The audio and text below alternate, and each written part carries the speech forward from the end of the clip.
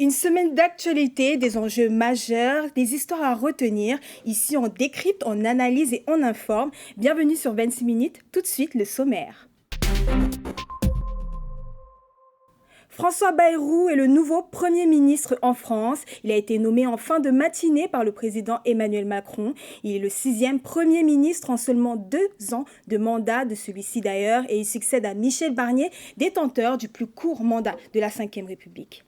Les nouveaux tarifs d'Île-de-France Mobilité débarquent le 1er janvier 2025. Un ticket qui passe de 2,15 € à 2,50 € et une hausse de 2,8% pour les abonnements. Quel impact pour les usagers? Nos équipes sont allées à votre rencontre. Syrie, fin d'une ère, la chute du régime Bachar el-Assad marque un tournant pour les Syriens qui célèbrent cet événement.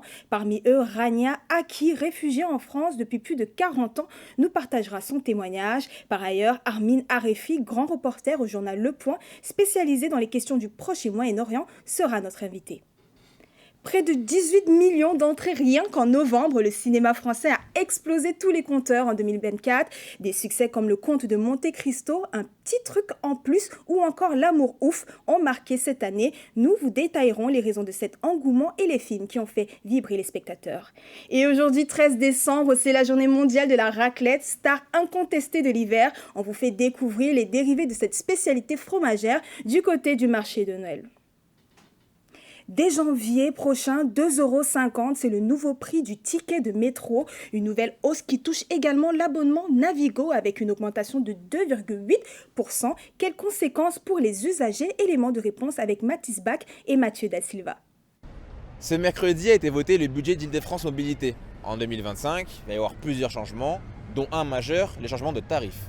2,50 €, c'est le prix du tarif unique pour circuler en train, RER et métro dans toute la région. S'ajoute à cela des augmentations dans l'abonnement annuel sur certains Navigo. Alors, qu'en pensez-vous? Nous allons à votre rencontre. Je pense que le tarif unique c'est coolos, mais il faudrait qu'à côté il y ait, la qualité de l'offre du service augmente aussi, parce que juste payer plus pour un truc qui ne change pas depuis des années, moi j'y vois pas grand intérêt personnellement. Le chômage m'a fait couper mon abonnement Navigo. D'accord. Et le vélo c'est vachement bien. Le fait que ça rende ce soit plus accessible pour tout le monde et que ça unifie et que tu sois pas puni dans ta banlieue à dire en fait c'est trop cher ou alors j'y vois aucun intérêt, en tout cas ça me coûtait trop d'argent pour ce que c'est. Non, ça je trouve ça cool, ça c'est un bon point quand même que ça unifie et que tout le monde soit au même niveau, ça c'est cool. Alors moi je trouve ça bien fait le métro. Ah, franchement le métro parisien je le trouve je trouve que le réseau est chouette. Bon après il y a tous les côtés négatifs qui vont avec, mais moi j'aime bien le métro. Ouais, si, c'est pas mal d'avoir un prix unique sur un trajet, c'est bien. Donc non, moi je trouve que le réseau il est exceptionnel quoi. Quand on vient d'ailleurs que de Paris, je pense pas qu'il y ait beaucoup de villes en France qui aient ce taux de réseau autant et aussi souvent. Donc non, c'est vachement bien je trouve. Je trouve ça un peu abusé, ça commence à devenir trop cher. De toute façon toute la vie coûte trop cher. Moi je vais arrêter mon abonnement là, donc ça va plus me. Je vais plus l'utiliser, mais je vais prendre le vélo davantage, un peu plus marcher. Même si la nouvelle contrarie certains, le vice-président de la Fédération des usagers nuance la situation. L'accueil a été plutôt positif, sachant qu'il y a malgré tout des voyageurs qui seront gagnants, d'autres qui seront perdants. Les perdants sont plutôt les voyageurs de la petite couronne, Paris et proche banlieue, et ceux de la grande banlieue sont très gagnants par rapport aux tarifs précédents. Effectivement, tous les ans, il y a une hausse qui est limitée à l'inflation, plus 1%. Donc l'inflation étant supposée être de l'ordre de 1,8%, tous les tarifs vont monter de 2,8%. Des tarifs qui seront applicables dès le 1er janvier 2025 dans toutes les gares d'Île-de-France. En plateau, nous ont rejoint Yanis Bouadane et Alice Durand. Bonjour. Bonjour Charlie. Avec vous, Alice, nous ferons le tour de l'actualité internationale pour en savoir un peu plus sur ce qui s'est passé cette semaine. Mais tout d'abord, Yanis, la France a un nouveau Premier ministre. Alors oui, les Français et les journalistes se sont pressés ce matin devant l'Élysée pour découvrir la nomination de François Bayrou. La passation de pouvoir devrait avoir lieu en fin de journée à 17h. Quels sont les défis de ce nouveau gouvernement ? Alors les défis seront nombreux bien sûr, mais à la suite de la censure du gouvernement Barnier et du rejet du projet de loi de finances qui en découle, le gouvernement a un objectif principal, celui d'éviter le fameux shutdown ou l'arrêt de toute activité administrative pour les non-anglophones. Pour cela, le gouvernement démissionnaire s'est appuyé sur l'article 47 de la Constitution qui a permis ce mercredi le dépôt d'une loi spéciale qui vise à garantir un fonctionnement normal des activités de l'État. Celle-ci doit prévoir notamment des montants pour certains postes clés. Y a-t-il une date limite pour déposer ce texte ? Alors le temps presse effectivement car il doit être déposé avant le 19 décembre et adopté avant le 31 décembre de la même année. L'objectif est d'éviter la catastrophe d'une discontinuité budgétaire. Connaissons-nous déjà le contenu de cette loi ? Alors il y a quelques zones grises, mais plusieurs articles ont déjà été inscrits par le ministre démissionnaire Laurent Saint-Martin. La principale mesure sera d'autoriser le gouvernement à continuer à percevoir les impôts, et ce jusqu'au vote d'un budget en bonne et due forme. Le cadre de cette loi spéciale permet également la reconduction des dépenses de l'État au même niveau qu'en 2024. Cette mesure d'urgence permet donc d'engager les mêmes recettes et les mêmes dépenses que sur l'année précédente. Moi, j'ai une question pour les Françaises et les Français. Est-ce que cela aura un impact sur nos impôts ? Alors oui, il y aura un impact de 2,5 milliards d'euros, non pas sur votre seule fiche de paie, je vous rassure, mais les Français devront payer plus, parce que tout simplement, Laurent Saint-Martin a précisé qu'il n'était pas possible d'adapter le calcul de l'impôt sur l'inflation. Cela veut dire que 380 000 nouveaux foyers deviendront imposables et 18 millions de Françaises et Français devront payer plus d'impôts. Cette loi, elle restera en vigueur pendant toute l'année à venir ? Alors pas exactement, cette loi fera uniquement office de relais, et ce jusqu'à ce que le gouvernement Bayrou, une fois nommé, élabore un nouveau projet de loi de finances, et cependant la route risque d'être longue pour notre nouveau Premier ministre. Merci beaucoup Yanis. Restez avec nous car on se retrouve dans un instant avec un dossier spécial sur la chute de Bachar al-Assad en Syrie.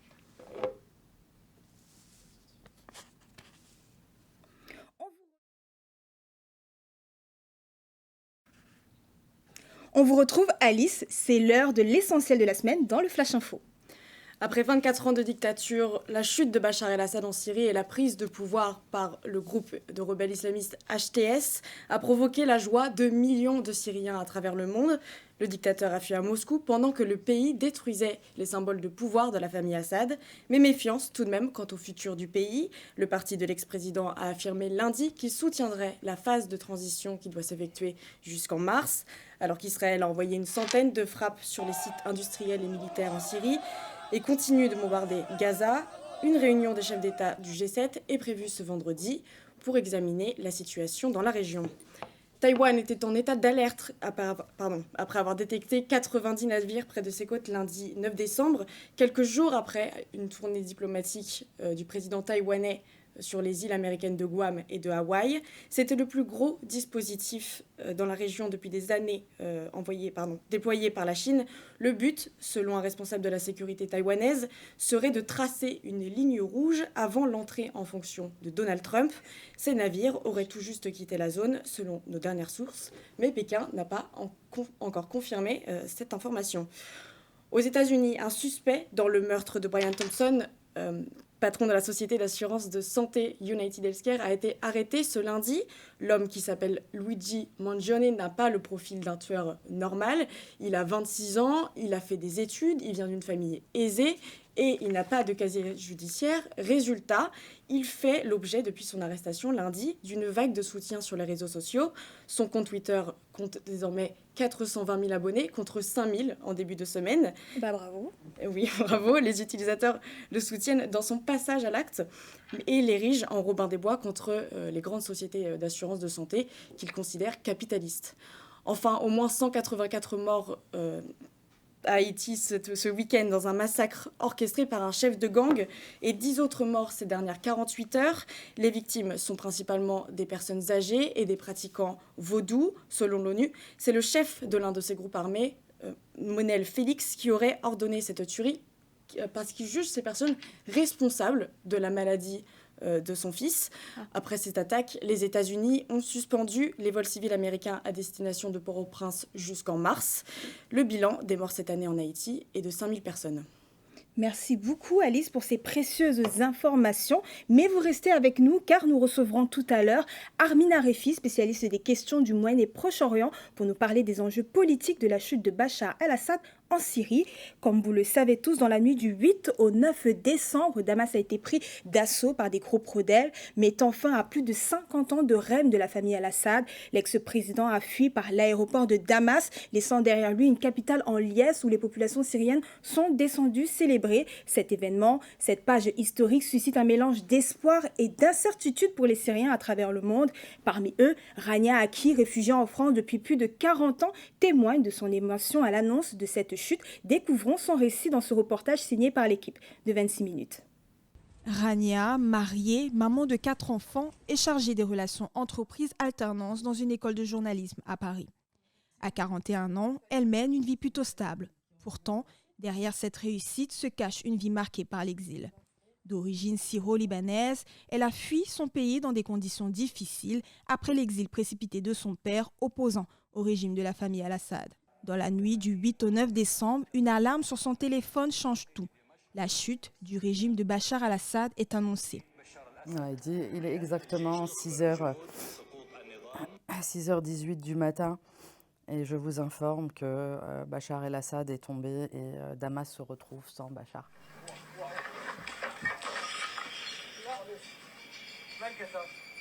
Et là, ça pour moi, c'est la liberté. Voilà. Quand on dit qu'est-ce que la liberté, c'est ça la liberté. C'est comme si j'étais, moi et toute la population, on est 25 millions, on est sortis de prison.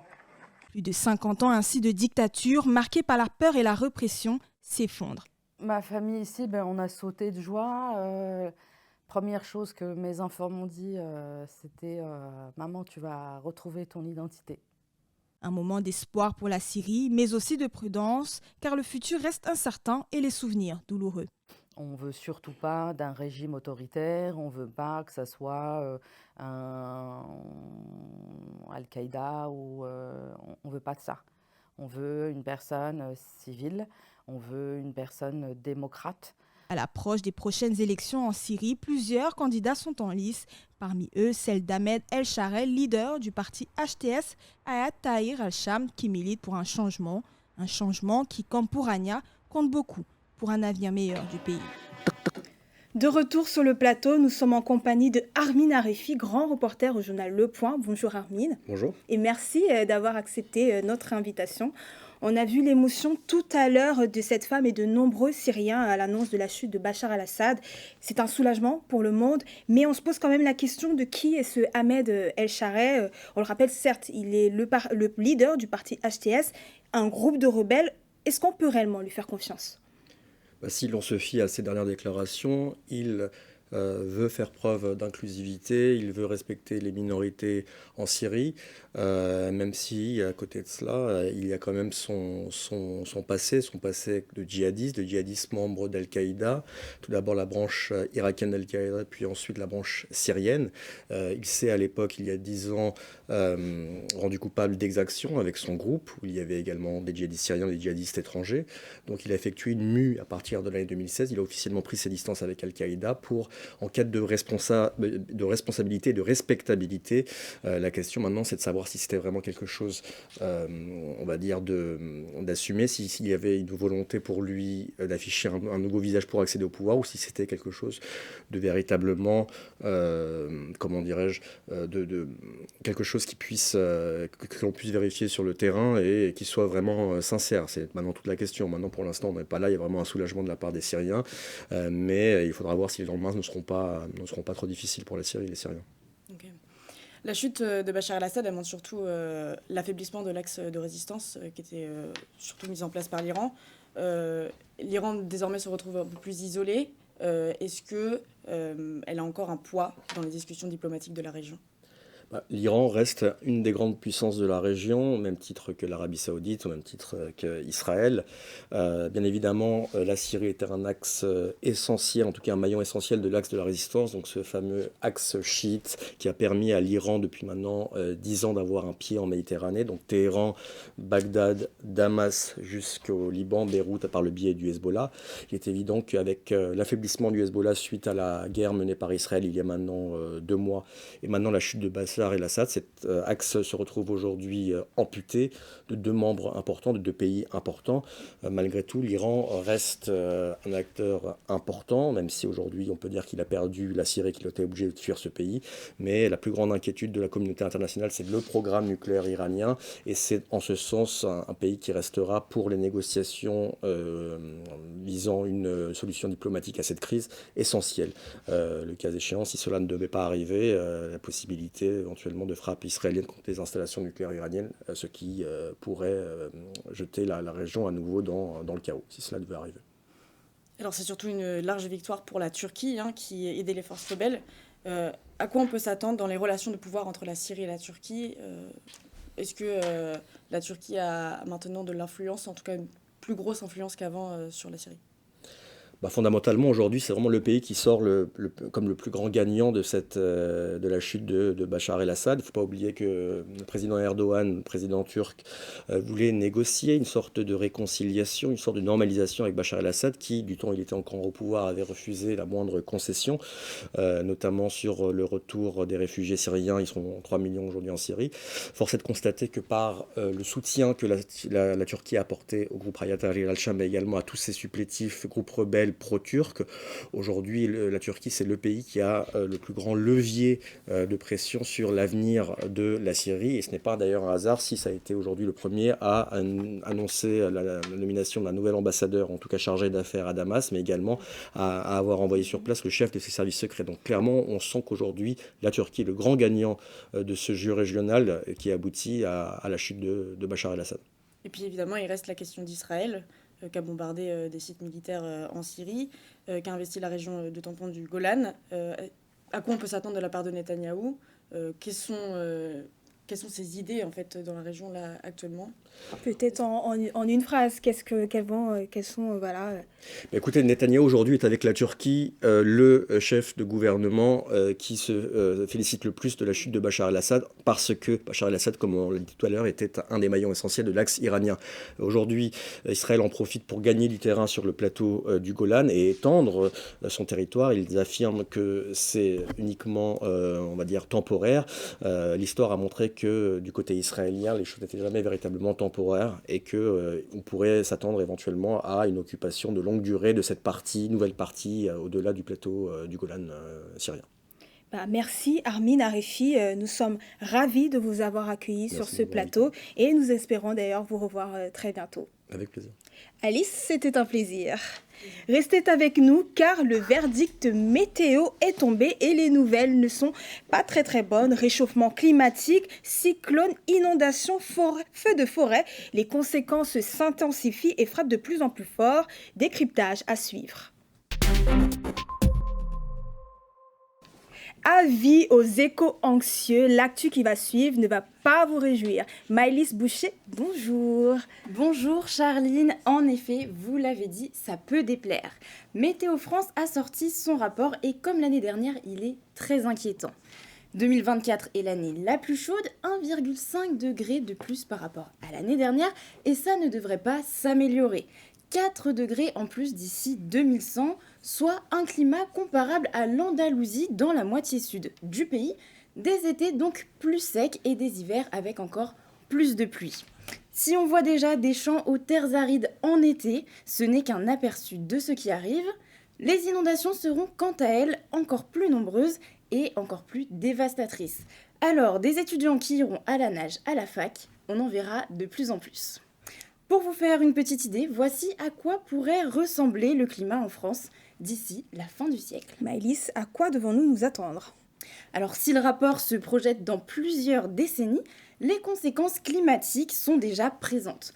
On peut observer plusieurs exemples récents, comme en Californie, où de nombreux feux de forêt forcent actuellement les habitants à fuir, comme à Malibu, le refuge des stars. Taïwan a été en proie à des cyclones consécutifs lors de la saison des pluies, tout comme d'autres pays de la région. Ces phénomènes naturels sont de plus en plus violents et sont à l'origine de nombreux dégâts, blessés et morts à chaque passage. De nombreuses tempêtes ont également touché l'Afrique au cours de l'année, résultat des inondations qui ont ravagé des habitations et des récoltes. Et enfin, en France, on l'a vu, de fortes tempêtes et inondations ont touché l'ensemble du territoire. Le Pas-de-Calais n'a pas été épargné, il a subi des crues à répétition. Ses habitants ont quitté leurs habitations, devenant ainsi les premiers réfugiés climatiques. Merci beaucoup Maëlys. Maintenant la question est simple, que doit-il être fait pour éviter le pire? Mais en attendant la réponse dans notre prochaine édition, place à présent à notre revue de presse hebdomadaire avec Tibor Turpin. Qu'avez-vous récupéré d'essentiel pour nous cette semaine dans nos unes, Tibor? J'ai vu plein de chauves cette semaine dans la presse, Charline, énormément de chauves. Alors je ne parle pas d'Éric Ciotti et compagnie qui attendent tous impatiemment le prochain Premier ministre, mais du dernier Sphère Magazine qui fait un hors-série spécial sur la calvitie et les chauves.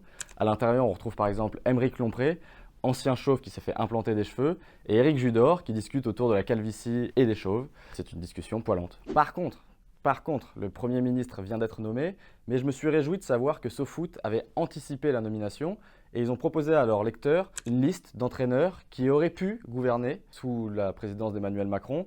J'ai quand même un petit faible pour Raymond Domenech. Je me dis qu'après le naufrage de Knysna, il aurait pu gérer n'importe quelle situation de crise. On reste toujours dans l'univers du sport, mais cette fois-ci on va du côté du Figaro, qui après la victoire de Brest en Ligue des Champions, avaient très envie d'exprimer leur joie et ils n'ont pas su faire un titre plus court. Et on les félicite parce qu'à la base ça devait être encore plus long, mais c'est quand même Ligue des Champions, le conte de fées continue pour Brest, tombeur du PSV qui verra au moins les barrages, c'est beaucoup trop long, faut faire plus court les mecs. Et on termine cette revue de presse en allant dans l'Est, puisque la programmation du Festival du Cabaret Vert vient de tomber. Alors seront présents sur scène à l'été 2025 Booba, Big Flo et Oli ou encore Will Smith. Et ça fait la une de l'Ardennais qui a trouvé un super jeu de mots, Will Smith au Cabaret Vert, ça claque, sympa. Merci Tibor pour cette touche d'humour dans votre revue de presse et rendez-vous la semaine prochaine. Je voulais annoncer en ouverture d'émission la star de l'hiver cette année, La Raclette est avec nous et promet de vous régaler. Mais avant d'y venir, le bilan du cinéma, c'est tout de suite. Cette année, c'est du jamais vu depuis la crise sanitaire. Le cinéma français a cartonné cette année. Bonjour Quentin. Bonjour Charline. Oui, cette année, 3 films ont clairement pris la tête du box-office français et ils se démarquent chacun par leur style radicalement différent. On a Le Comte de Monte Cristo avec Pierre Niney, 9 millions d'entrées, long métrage qui s'est distingué par ses scènes grandioses et sa théâtralité, faisant de lui un blockbuster made in France. Dans le top 3, on trouve également L'Amour ouf, film coup de poing réalisé par Gilles Lelouch qui a envahi les réseaux sociaux pour son esthétique et sa romance avec 2 très beaux acteurs, Adèle Exarchopoulos et François Civil. Mais aussi un film dont les réalisateurs ne pensaient pas un tel succès, j'ai nommé Un petit truc en plus. Ce film, réalisé par Artus, a réalisé le 2e meilleur démarrage de l'histoire du cinéma français. C'est juste derrière Bienvenue chez les Ch'tis, rien que ça. Aujourd'hui, plus de 10 millions de personnes sont allées le voir au cinéma. Un top 3 très réjouissant, mais qu'en est-il du côté de l'international? Eh bien, l'exportation des films français n'a peut-être pas été aussi florissante que ce que les producteurs pouvaient l'espérer, mais il rayonne d'une autre manière, notamment avec The Substance, un film réalisé par Coralie Farja. Le film a été grandement commenté, certains le jugeaient trop gore, d'autres l'ont plébiscité pour ses réflexions profondes et son audace.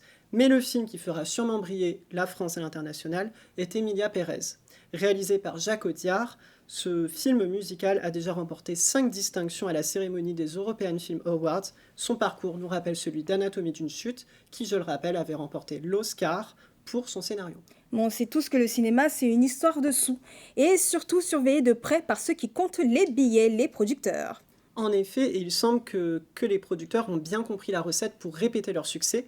Après Monte Cristo, c'est un autre film patrimonial et historique qui fait déjà parler de lui. Il s'agit de Syntex, il est sorti ce mercredi 11 décembre. Ce film romanesque retrace l'histoire de la vie du créateur du Petit Prince. En tout cas, on lui souhaite énormément de succès, car je le rappelle, chaque ticket vendu finance le cinéma de demain. Merci beaucoup Quentin. Pour les passionnés, il ne vous reste donc plus qu'à aller voir les dernières sorties de l'année. Mais pour les gourmands, ne vous inquiétez pas, il y a toujours du popcorn. D'ailleurs, aujourd'hui, la gourmandise est au rendez-vous. C'est la journée mondiale de la raclette. Et pour découvrir toute la richesse de ce fromage, nos journalistes Anna Ramjan et Maëlys Boucher sont allés au marché de Noël de la Défense. Niam! Vous le voyez, il y en a partout. La raclette, c'est vraiment le fromage star des marchés de Noël. Aujourd'hui, on va aller découvrir pour vous toutes les richesses de ce fromage suisse. Suivez-nous. Un premier arrêt à la fromagerie où Héloïse nous a conseillé pour le choix du fromage. On a plusieurs variantes, donc vous voyez, on a de l'abondance aussi. On va avoir de la la raclette au poivre, aux 3 poivres, qui est très bonne aussi, et du morbier. Et après, ce qui est bien, c'est qu'on a plusieurs tomes, parce que la tome de vache se fait très bien vu qu'elle est très tendre, donc on peut aussi la faire en raclette. Donc on va avoir la tome au pesto qui est ici, la tome de vache à la truffe. Donc ça c'est quoi? C'est la tome? Ça c'est la tome. C'est un peu plus ferme, mais elle est bien parfumée aussi. Ça. Il est 12h30, c'est la sortie des bureaux. On se trouve actuellement au marché de Noël de la Défense. Et vous le voyez derrière moi, il y a beaucoup de queues. Tout ça pour déguster le fameux fromage à raclette. En dehors des grandes tablées, ici les férus de raclette s'arrêtent aussi pour l'incontournable sandwich. On avait vu en fait sur les réseaux qu'il y avait un marché de Noël et on a vu avec les différentes vidéos. Donc c'est vrai que ça nous a grave donné envie. Donc on s'est dit on va tester aujourd'hui tout simplement. Voici une de nos découvertes pour les plus gourmands, le raclette bowl. C'est pour retrouver aussi l'aspect du coup comme à la maison, donc les pommes de terre, la charcuterie et le fromage. Je pense que c'est l'aspect traditionnel. La raclette se décline, alors pour la journée mondiale, faites-vous plaisir. Et voilà, cela conclut notre émission. Merci d'avoir été des nôtres et à la semaine prochaine pour plus d'actualités.